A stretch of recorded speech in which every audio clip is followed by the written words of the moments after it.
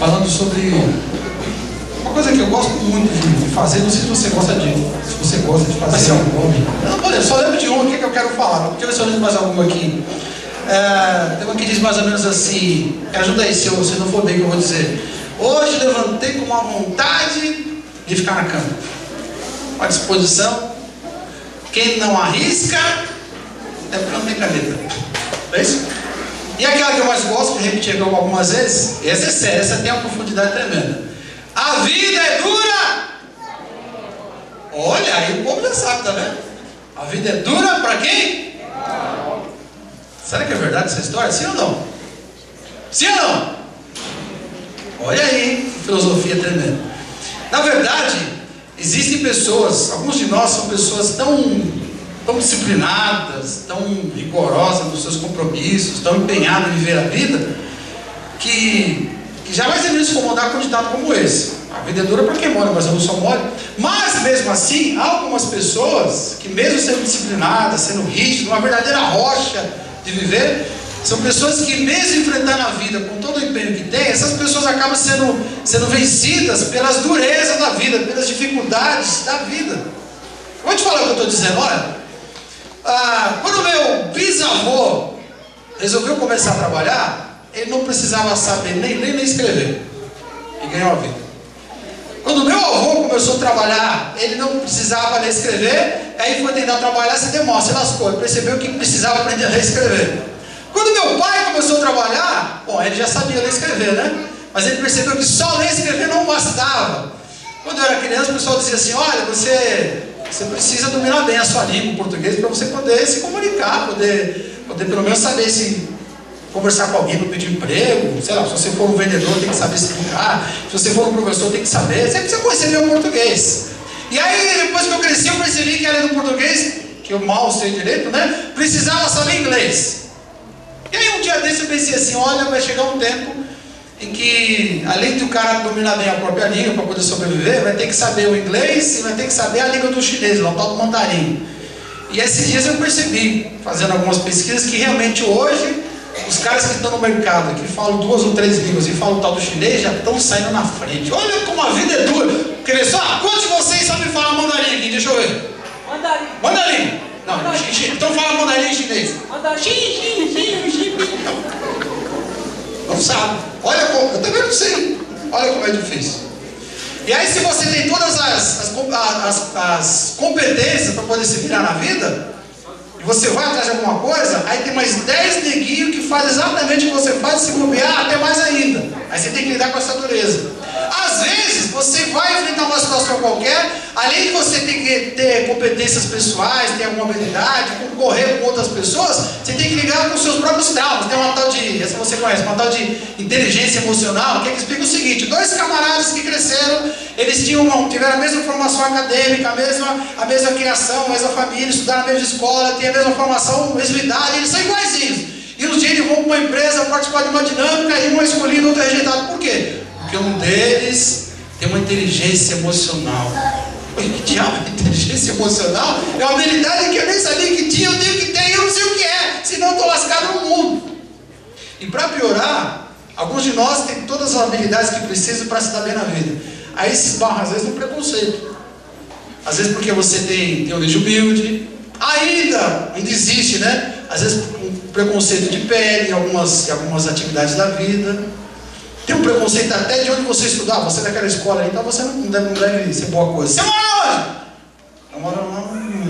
Onde você mora? Aonde? Aonde, feliz? Lá no Pimentas. Aí isso não serve. Ele nem sabe se eu sou bom ou se eu não sou. E para piorar, para viver a vida, e a vida é dura, que só ela, ainda tem os perigos. Vou trabalhar, posso ser assaltado, posso ser roubado, posso ser atropelado, um monte de gente bebendo pra caramba, giro bêbado, e a polícia não faz nada, aí tem doença, todo mundo espirra, ai meu Deus, e agora? Vou pegar a doença, não vou, e cada dia um empreendimento diferente, quer dizer, a gente fica meio perdido, meio desorientado. Como é que eu vou viver a vida desse jeito? Mais ainda, como é que eu vou superar esses problemas? E o ditado, né, a vida é dura pra quem mora, caramba, a vida é dura até pra quem é duro. Eu sou uma rocha e não tá dando mesmo, estou desorientado, estou perdido. Quer dizer, a gente nasce com uma porção de oportunidades. E aqui no nosso Brasil, até no nosso bairro aqui, a gente nasce, a gente cresce com muitas chances de ser alguém na vida e se dar bem na vida. Mas mesmo cheio de oportunidades, mesmo cheio de muitas chances, a gente se bobear, acaba perdendo a vida e perde todas as chances, todas as oportunidades. Qual é a conclusão disso? Será que o ditado está certo? A vida dura para quem mole?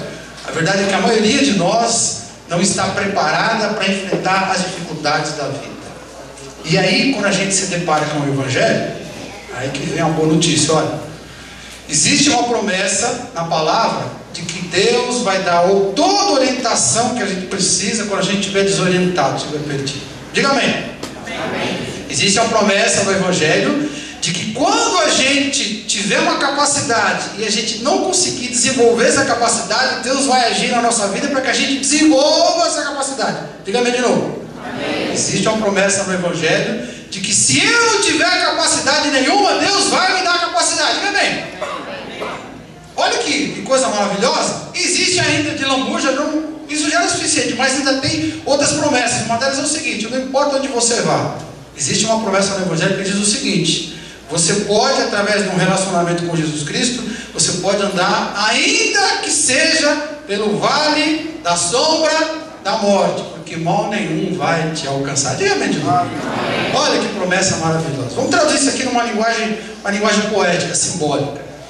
Há um texto no Evangelho de João que Jesus diz assim, ele fala dessas promessas, mas ele usa uma linguagem simbólica, dizendo assim: olha, é como se Deus tivesse um monte de ovelhas, um monte de ovelhas. Ovelha é aquele bichinho dócil, inocente, mas muito importante para a agricultura. Então Jesus faz uma comparação: olha, é como se Deus tivesse um grande curral, um grande lugar onde guarda as ovelhas, o tal do aprisco, né? É como se Deus tivesse um aprisco gigante e o próprio Deus fosse o pastor. Pergunta óbvia, né?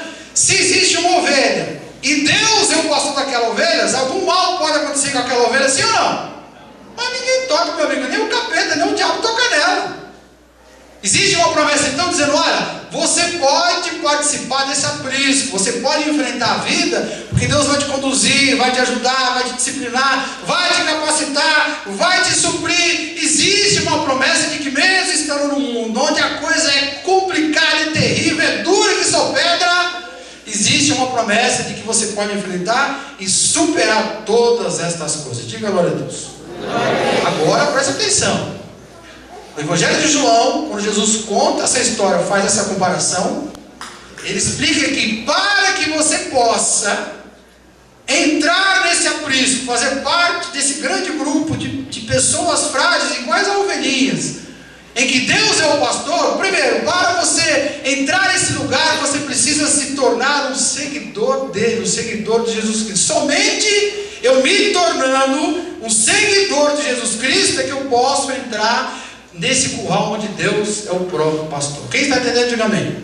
Quem está compreendendo, diga amém. Amém. Jesus disse: olha, eu em verdade vos digo, eu sou a porta das ovelhas. Existe um curral espiritual, e nesse curral as ovelhas estão protegidas e supridas, e estas pessoas estão guardadas pelo próprio Deus. E para você fazer parte desse curral, você precisa passar por Jesus Cristo, que é a porta. Ou seja, traduzindo, você precisa se tornar um seguidor de Jesus Cristo. E hoje, de forma bem simples, bem direta e bem objetiva, para você compreender, sem complicações, que as pessoas complicam muitas coisas, sem complicações, eu vou te mostrar o que é que você precisa fazer para que Jesus possa te conduzir para dentro do curral. O que é que eu preciso fazer para me tornar um seguidor de Cristo e, consequentemente, Deus ser o meu pastor? E aí enfrentar a vida de peito aberto, sem nenhuma dificuldade. Duas coisas apenas.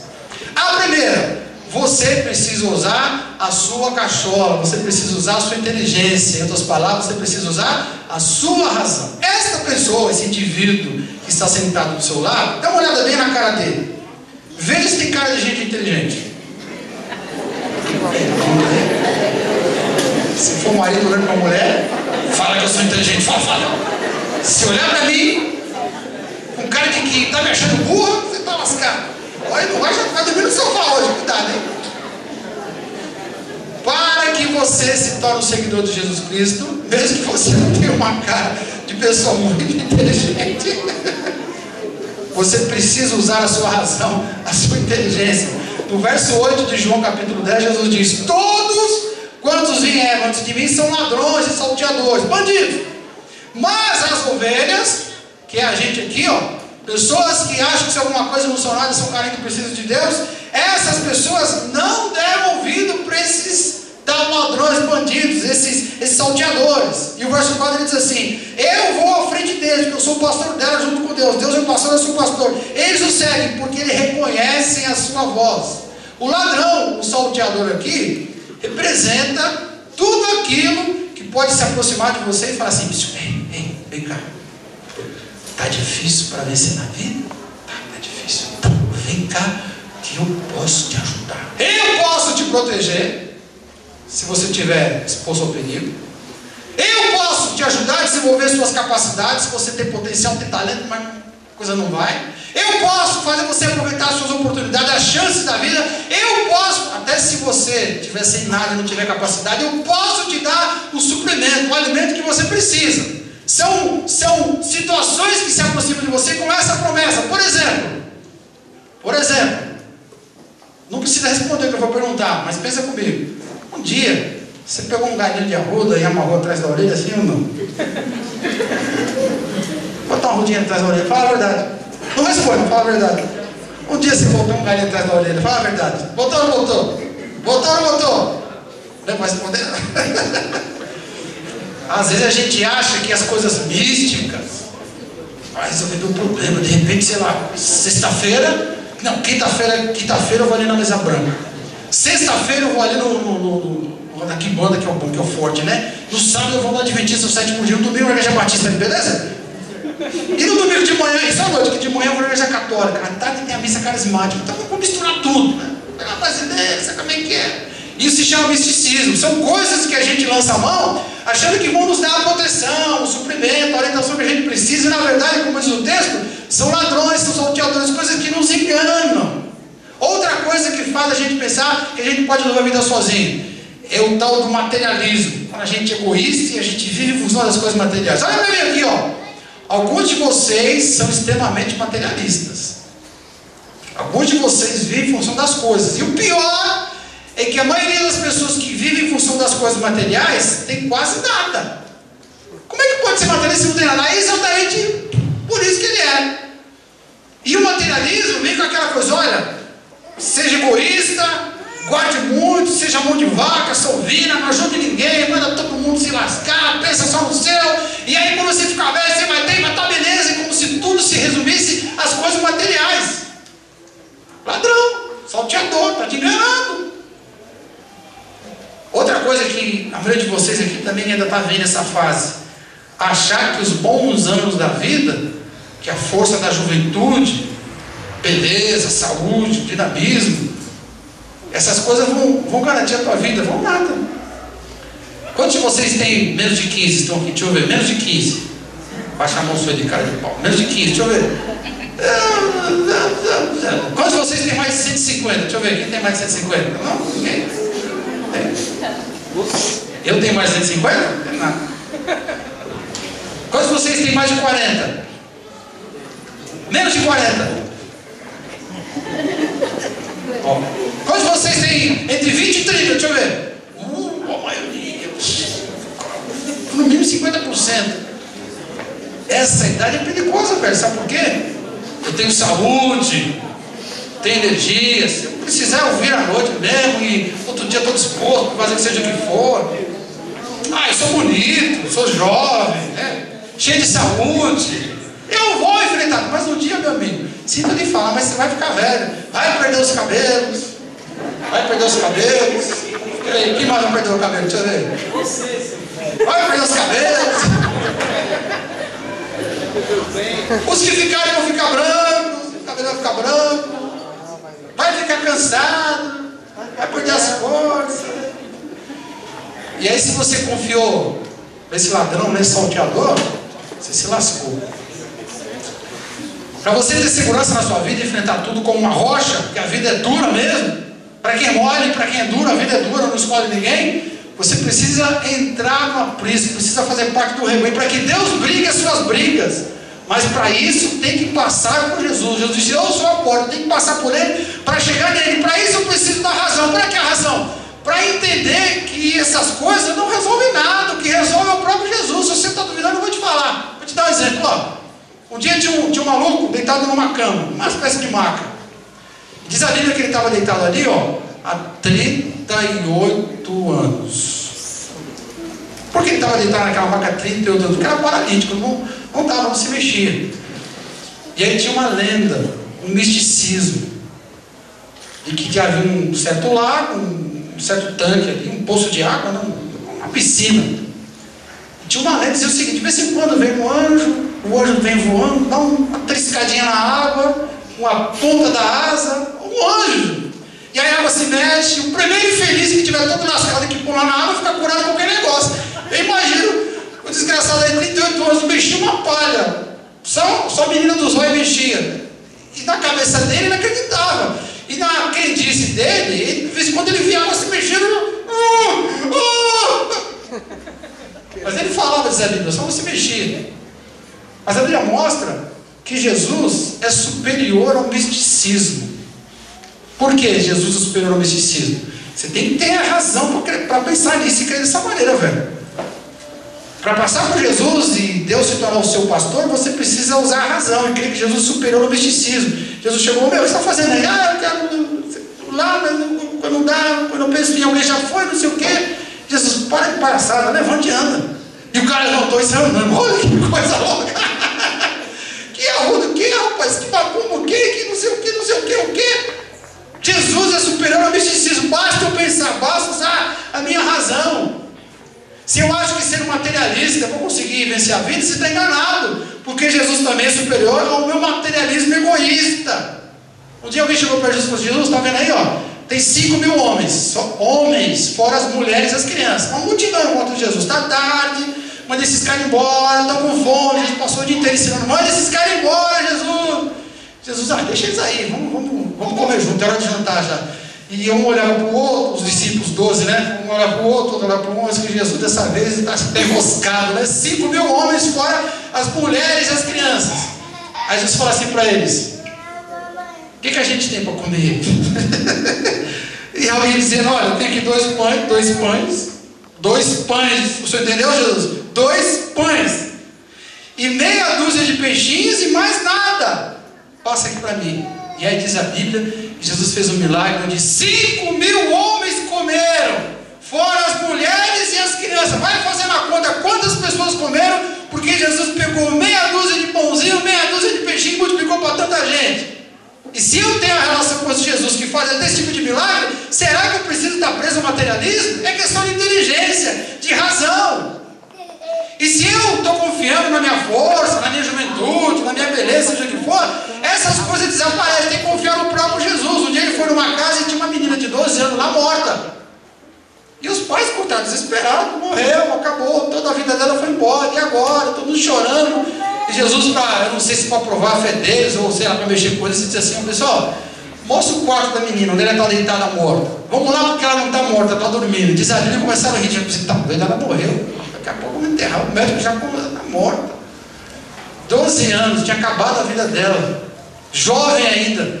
Mas Jesus encosta e fala: menina, levanta aí. E ela levantou. O que prova isso? Eu posso ser um velhinho, posso não ter saúde nenhuma, posso estar morto igual a menina, mas se eu tenho essa relação com Jesus, se eu passo por essa relação com Jesus, então a vida para mim vai ser fácil. Por quê? Porque o próprio Deus vai comprar minha briga, porque eu vou fazer parte do rebanho espiritual. Mas para isso eu preciso me tornar seguidor de Jesus. E para me tornar seguidor de Jesus, tenho que usar a minha razão, para poder rejeitar aquilo que realmente não vai resolver meu problema, e pela razão aceitar aquilo que é melhor. Ou seja, o próprio Jesus é melhor do que qualquer coisa que possa suprir a minha necessidade. Diga amém.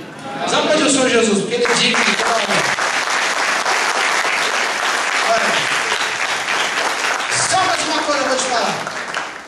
Para você se tornar seguidor de Jesus e fazer parte do rebanho onde o grande pastor é o nosso Deus e o próprio Jesus, tem que passar por Jesus, ter a porta para entrar nesse rebanho. Mas além da sua razão, presta atenção agora, para você entrar nesse curral, para entrar nesse aprisco, onde Deus vai cuidar pessoalmente de você, você precisa usar, além da sua razão, tem que usar também a sua fé. Olha, será que você tem fé? Eu acho que sim. Se você não tivesse, você não estaria aqui hoje, tenho certeza disso. Talvez você não esteja usando a sua fé de forma correta, mas com certeza você tem fé. Lá no verso 16 de João capítulo 10, Jesus fala assim, olha que coisa interessante, ele fala assim, olha, gente, eu ainda tenho outras ovelhas. Existe um curral espiritual, um aprisco onde tem as ovelhas, são minhas, são do meu pai, a gente cuida deles. Para entrar lá tem que passar por mim, mas você entra lá e toda a sorte de suprimento, capacidade se você não tiver capacidade, oportunidade se você não tiver, a gente resolve o seu problema para você enfrentar a vida. Mas há ovelhas, eu tenho ovelhas que não estão lá. Eu tenho ovelhas que eu escolhi para estarem lá, mas estão em outro lugar. Olha que palavra interessante de Jesus. Ele está dizendo que existe realmente esse rebanho espiritual, mas há pessoas que não estão nele ainda, mas que Ele quer trazer para si. Olha, existe, diz o texto, ainda Ele diz, eu tenho outras ovelhas, e a mim me convém conduzi-las, elas ouvirão a minha voz. Se você for para casa hoje, ligar sua televisão para ver os gols lá da rodada, para ver hoje não tem novela, né? Vai para casa para assistir alguma coisa lá, e de repente apareceu uma promoção das Casas Bahia dizendo assim, TV, tela fina, de LED, de 46 polegadas, da Sony, R$999. Só tem 1000 peças. Quantos de vocês amanhã ainda dá passagem nas Casas Bahia? Deixa eu ver aqui, seja sincero. 46 polegadas da Sony de LED. Deixa eu ver. Levanta a mão, cara de pau. Eu sei que você vai comprar a TV. Fala a verdade. Se você chegar amanhã nas Casas Bahia, não, de manhã não deu. Cheguei às 6 horas da tarde.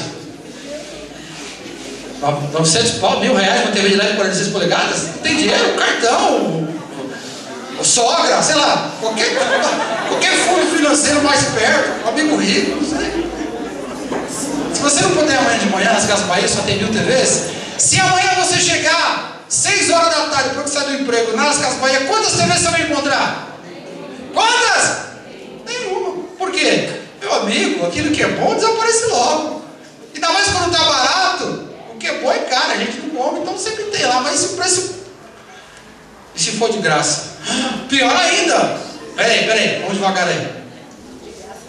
Deus oferece orientação, Deus oferece proteção, Deus oferece suprimento. Você não tem como buscar o próprio pão, seja ele espiritual, emocional, material, não importa. Se você não tem capacidade, oferece capacidade. E se você tem capacidade e não conseguiu desenvolver capacidade, te oferece a capacidade de desenvolver a capacidade. E se não tem oportunidade, não tem a chance de aproveitar a oportunidade, te dá também a oportunidade. E além disso, te dá como brinde um passaporte para depois de morto morar para sempre com Deus.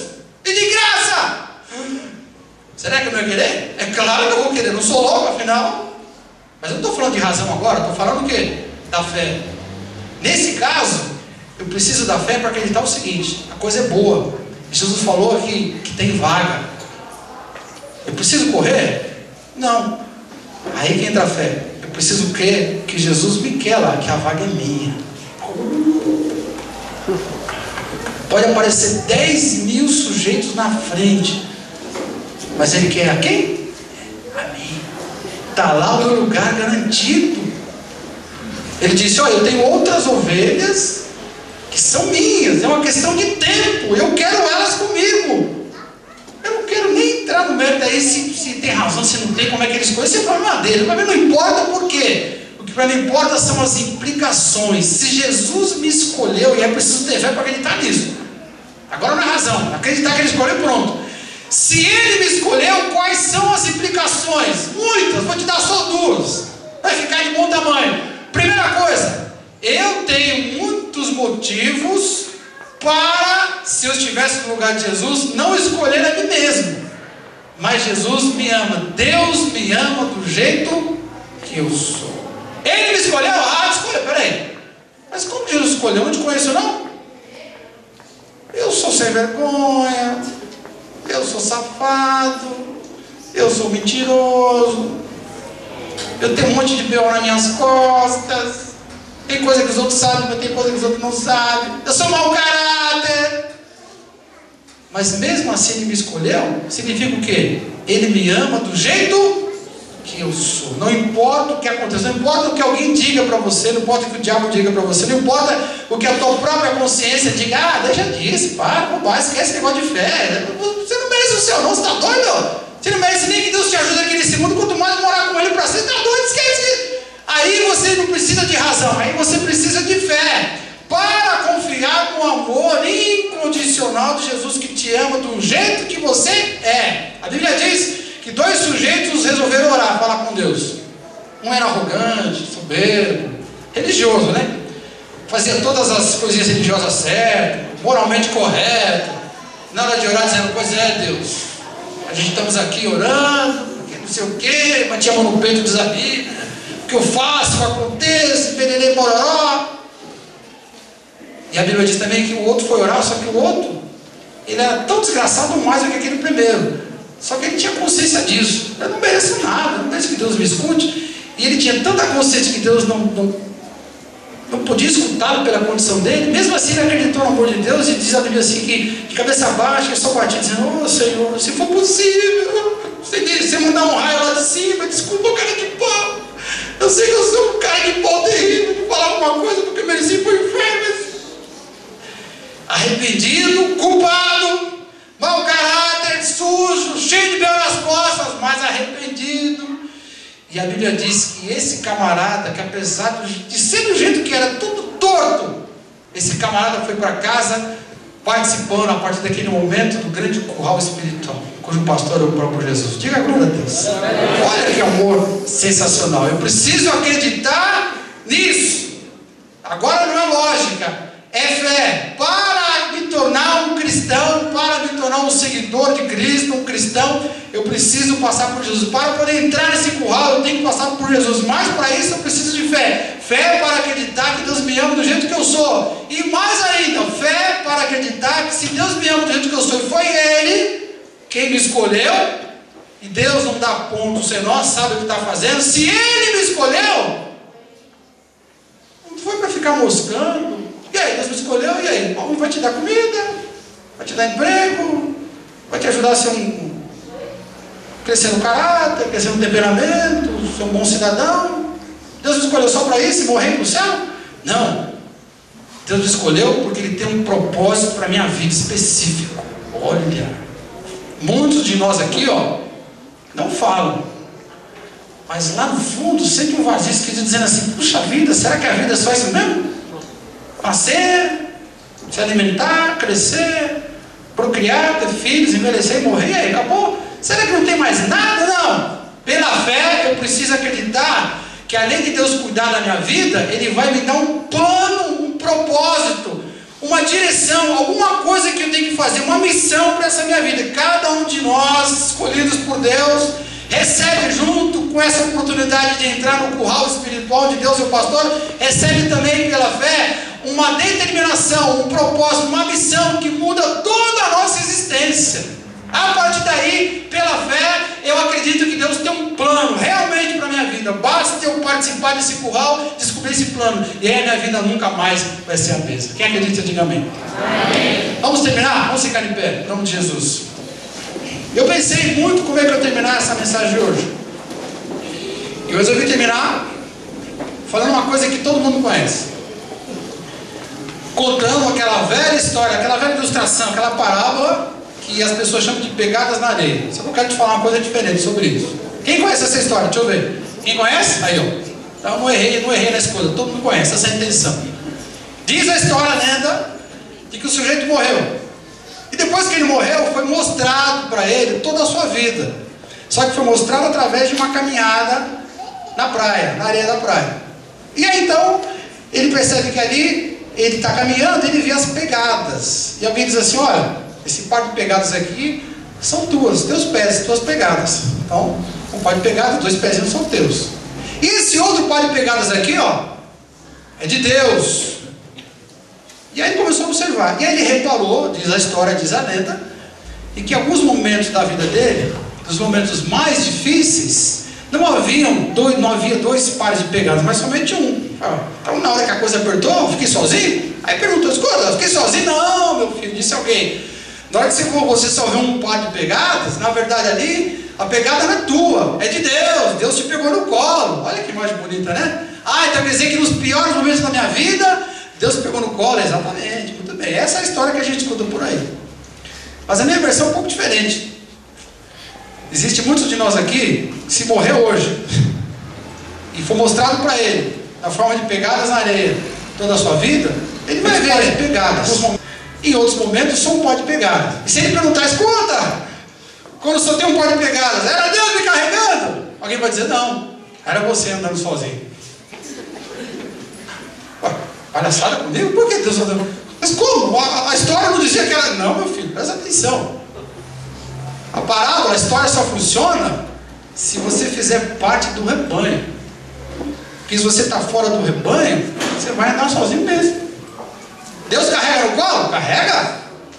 Deus capacita, protege, liberta, faz isso tudo. Te dá a salvação, dá. Nos piores momentos carrega no colo? Carrega. Mas para isso tem que passar pela porta que é Jesus. Tem que se tornar um seguidor de Jesus. Tem que usar a fé, tem que usar a razão, e a fé e a razão, para se negar-se a si mesmo, se tornar um seguidor de Cristo como tem que ser. Aí sim você faz parte do grande rebanho das ovelhas de Deus. Esse sim. Depois que morrer, vamos ver um par de pegadas. Alguém vai dizer: realmente era Jesus ali te carregando.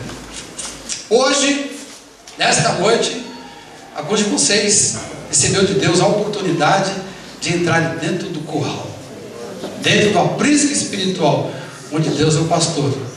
E a gente vai orar nesse momento. Nessa oração, aqueles que foram escolhidos por Deus vão ser inseridos na nova comunidade espiritual, onde Jesus é a porta do curral e o próprio Deus é o grande pastor. Curva a sua cabeça, feche seus olhos, vamos falar com Deus só por um momento.